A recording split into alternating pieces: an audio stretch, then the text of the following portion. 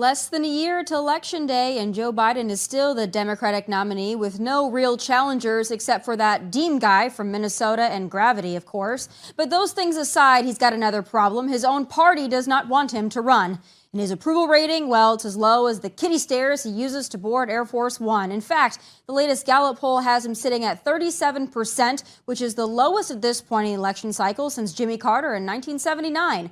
According to a recent ABC News poll, 76% of Americans believe the country is headed in the wrong direction, and yes, that includes Democrats. Still, some Democrat surrogates are trying to work some wizardry and make fetch happen.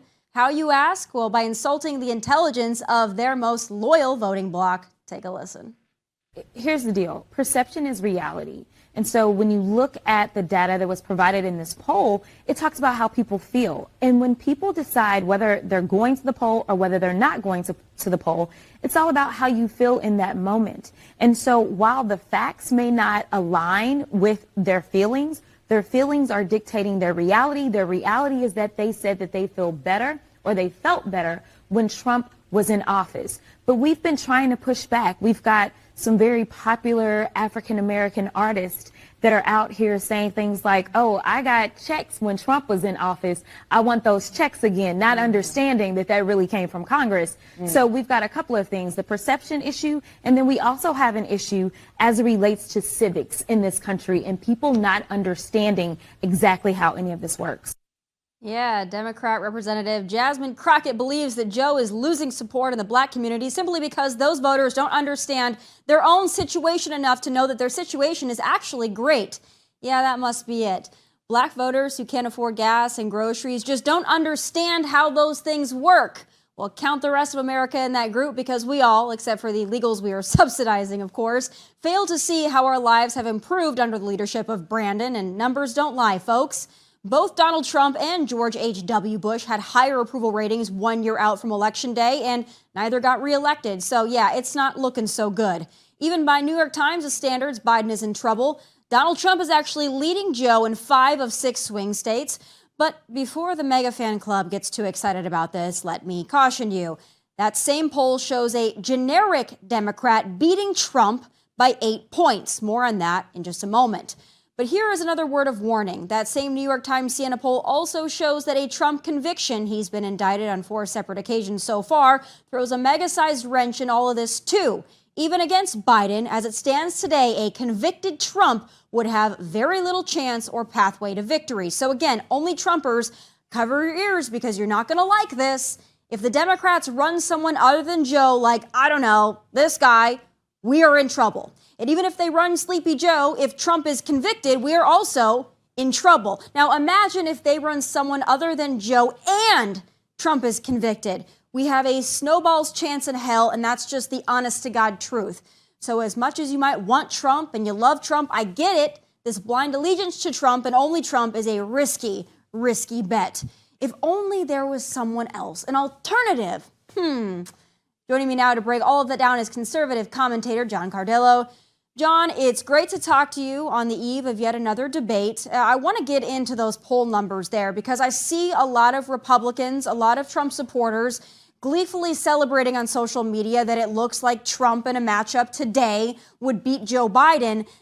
They're forgetting the other half of that equation. What is your take and what should we be cautious in looking for a year out? Well, 2 quick points, Tommy. I could have written your opening monologue. We're incredibly like-minded on this. But more importantly, I want to know who these wealthy black celebrities are who got stimulus checks. These multimillionaires got stimulus checks. That's a problem to me. So down the road, we need to investigate this. Any celebrity who got a stimulus check. But back to the point at hand, I'm with you. I think these polls, I look at it a little bit differently. I'll be a little bit more dramatic about it.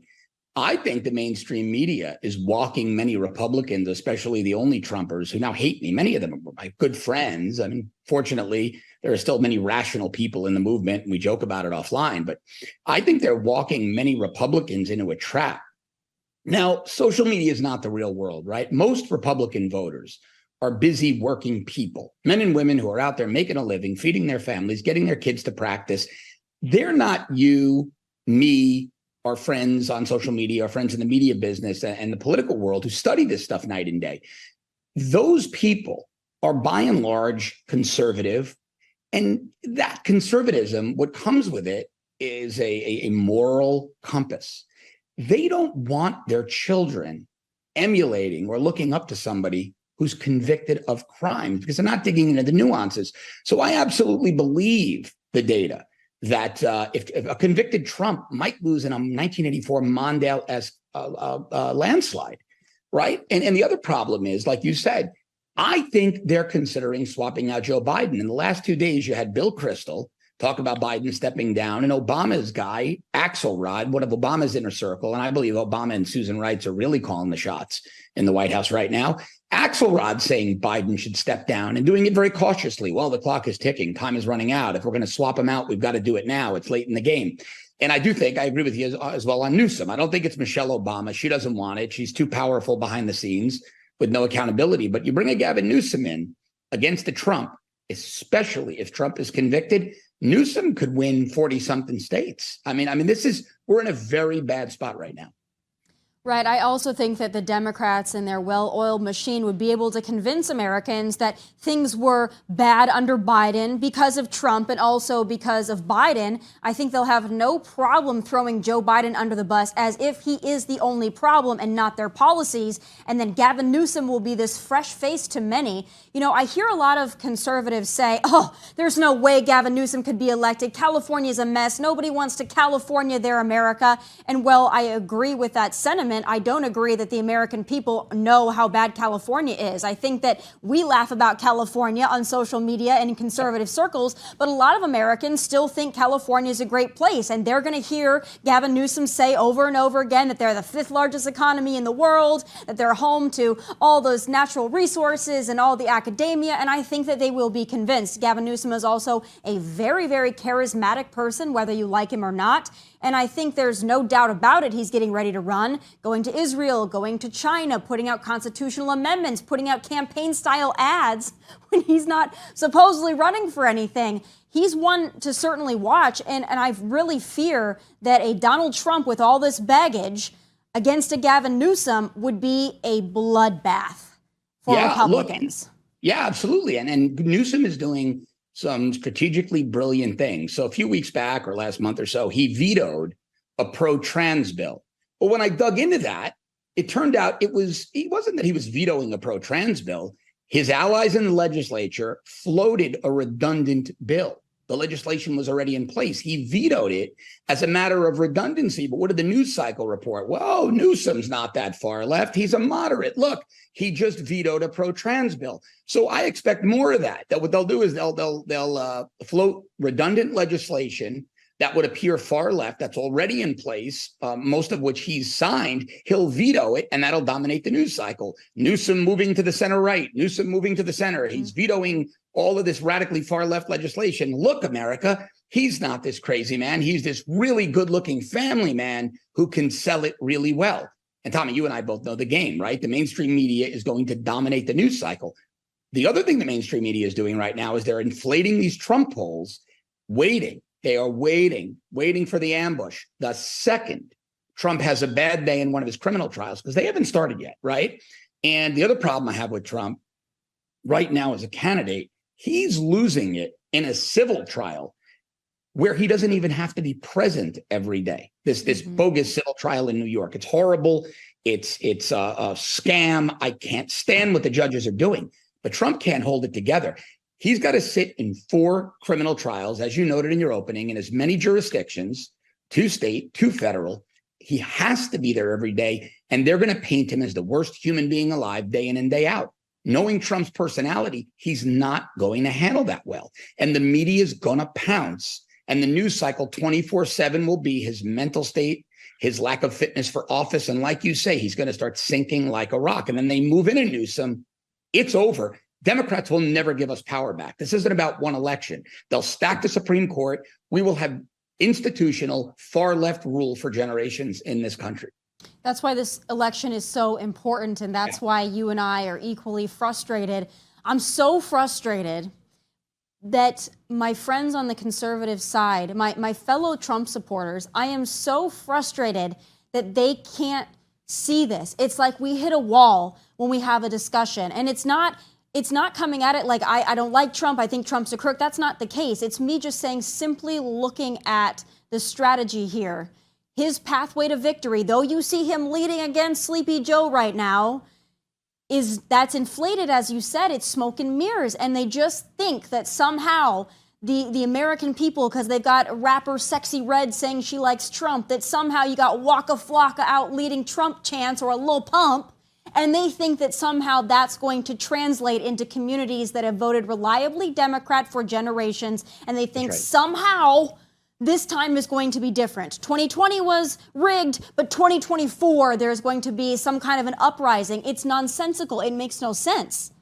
It defies every rule of political mathematics, probability, and statistics, Tommy. I see people, these only Trumpers, and many of them are anonymous bot accounts, pushing stats, and I want to bang my head against the wall. Oh, Trump's going to win 47% of the Hispanic vote and 20% of the Black vote. That is never going to happen for any Republican in our lifetime. But they believe these numbers, and they're going to the polls believing these numbers. And it's very dangerous, the narrative the media has created, but as dangerous, the narrative Trump surrogates have created in believing these numbers. Because what these numbers are going to do, they're going to suppress turnout in the general election. If Trump runs, they're going to believe if it's a blinding November snowstorm and you've got voters that only want to go on election day, say Trump's the nominee, they're going to sit home because they're going to say, oh, he's up by 16 points and he's got 20% of Blacks and 47% of Hispanics. I mean, when you look at this holistically, we have such a massive problem as a fragmented party. And like you say, there is no rationalizing with these people about Ron DeSantis, in this case, who I support, being the better candidate. And I'll just say this one last thing. I was viciously attacked, personally attacked, my family attacked by people I was friendly with in Trump world because I merely changed my opinion on a candidate. Never mind that I was in the trenches with Trump for 7 years, from 2016 to 2022, 6 years. The way these people have turned on so many of us that fought alongside Trump for so many years, it was stomach turning. Yeah, it doesn't happen to me the degree that it happens to you, but I still get it. If I say anything, if I say, hey, listen, guys, let's just look at this strategically. And if I even go further to say, why don't you like Ron DeSantis?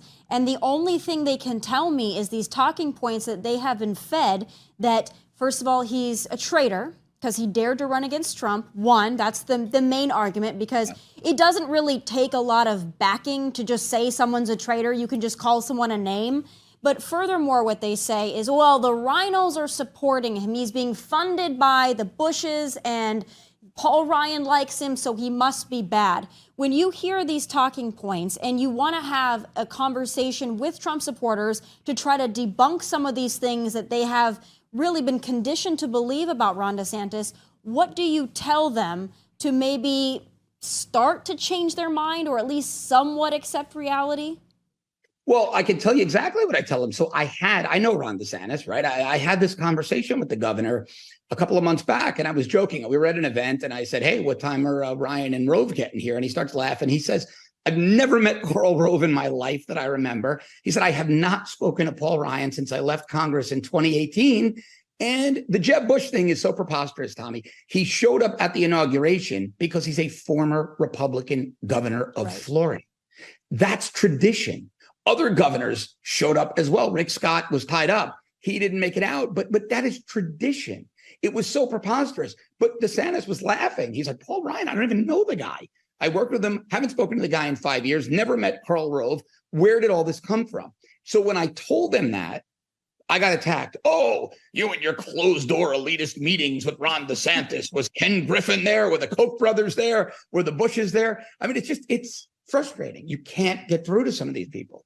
The elitism line that we're supposed to believe about Ron DeSantis really irks me when you've got, Donald Trump. I don't knock him for his net worth. I'm happy that he's a billionaire. I'm happy that he has money. Always have been. I'm happy he's an entrepreneur. But to classify Ron DeSantis as an elitist over Donald Trump, who has a private plane and towers with his name on the side, that's an interesting argument to make when Ron DeSantis has been very middle class for all of his life, really.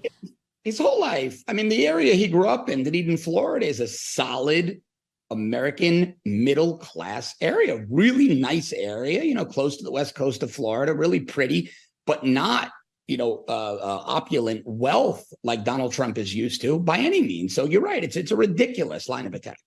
I want to go to another ridiculous line of attack. I actually have to laugh when I see it, but this obsession with Ron DeSantis's boots and him wearing lifts or whatever it is. To be honest, Tom Cruise wears lifts. Do I care? Am I going to go watch his movies? Sure. Do I care if he wears lifts in his shoes to make himself appear taller? No, I don't care. First of all, I don't think it's true. Second of all, I really don't care how tall my president is. And I also think it's really rich when Trump supporters attack Ron DeSantis for the supposed lifts in his boots, when Donald Trump at his, mugshot said that he weighed 215 pounds. Right. I mean, let's just be honest. It's so frustrating. But let's talk about the boots. It seems to be an obsession for some on the right. Let's get into it. What are your thoughts on his boots? Have you studied them? Have you seen them? Are they from Disney World? Listen, so I have quarter horses, right? I've got horses, and I ride quite a bit, and I wear cowboy boots all the time, just as just basic part of my lifestyle. And what people don't understand, this is why I laugh when they say they're America first, right? And Texas well, Tommy, and you spent a lot of time down in Florida. And I'm from South Dakota, by the way, coming from a ranching family, very familiar with cowboy boots. You know, right? Okay. So here's the problem for most of these people. They love to say America first, America first. Yeah, we're going to wear our mossy oak. We're going to outshoot in 2A. They're from New York and D.C., and they come hang out at Mar-a-Lago. Now, I've lived in Florida 20 years, all right? I lived in Fort Lauderdale. I lived in Brickell in Miami, and I'm in Palm Beach all the time. Those three counties are not representative of the rest of the state, because where I keep my horses, where I trailer my horses, this might as well be Texas. 90% of the men wear cowboy boots. The area where Ron DeSantis grew up, that is pretty common footwear for men if they're not on the fishing boat or wearing sneakers in the gym. It's just a way of life and a style very common to that area of Florida. So that's why I laugh when I see these people, and I'm thinking to myself, yeah, you guys with your fake mossy oak, you're like, might as well be British foppish dandies because you love your oak paneled rooms in D.C. You go to Mar-a-Lago and you think you know Florida, you think you know America.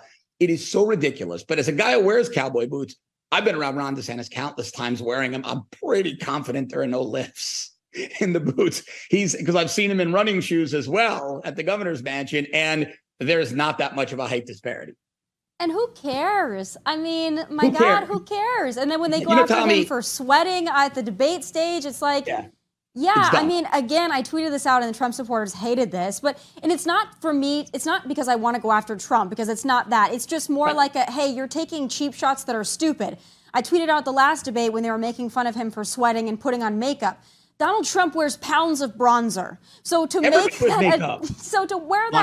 that attack, if you're a Trump supporter, and say, oh, look, Ron DeSantis is getting makeup, Donald Trump wears more bronzer and spray tan than I do. I mean, let's see, pot calling the kettle black. It's not making sense. It's moronic. So when they brought up the height thing, I tweeted out a photo of Trump pinning the Medal of Honor or awarding the Medal of Honor to a Delta operator who was about 5'6", and the guy's a legend in the special operations community. My point was, are you going to tell me Donald Trump is a more ferocious operator than this guy because he's 6 inches taller? I mean, it's preposterous. It's so stupid, but it's also very telling. Look, take the Kim Reynolds endorsement in Iowa. They told us it doesn't matter. It doesn't matter. Oh, she's a nobody. Nobody cares. And then Trump and his surrogates spent 24, now going on 48 hours abusing and attacking Kim Reynolds. I mean, if you're at 50 points ahead of a guy, and if these endorsements are so irrelevant, you don't go down these baseless attack lines like height.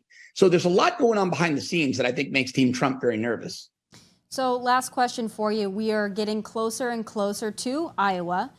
Yeah. What do you think the chances are that DeSantis can take that state? Look, I think it's pretty good. Kim Reynolds, I don't know her well, but I've gotten to know her a little bit.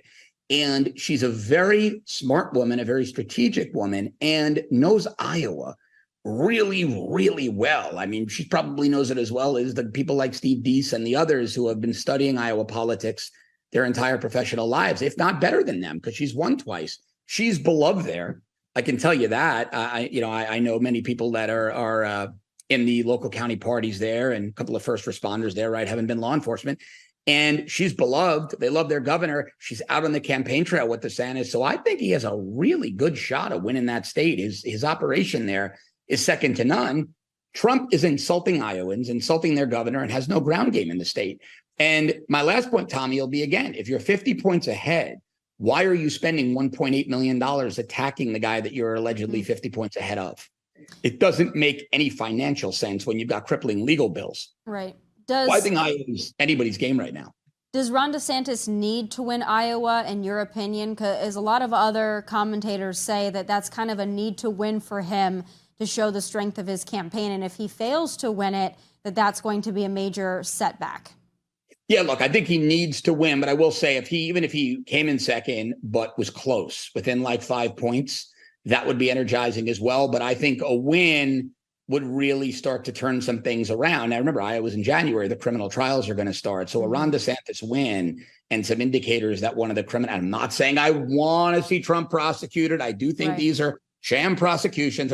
That's my caveat. Yeah. But the trials exist. And I think a Ron DeSantis win in Iowa and some bad courtroom days for Trump, and the primary is on its head. Right. Well, we're getting close now, a year out. I can't believe till Election Day. A lot of things going to happen in the next several months. Like I expect Gavin Newsom to step up to the plate. So we'll see if he's finally going to come out from behind the shadows there. John, I appreciate you as always for being honest. I know you take the hard hits on social media, but you're putting out the truth and you're putting out the facts as you see them and the reality as you see it. So I appreciate it. And I'll have you back soon. We'll talk some more DeSantis Trump. Thanks, Tommy. Good to see you. Good to see you.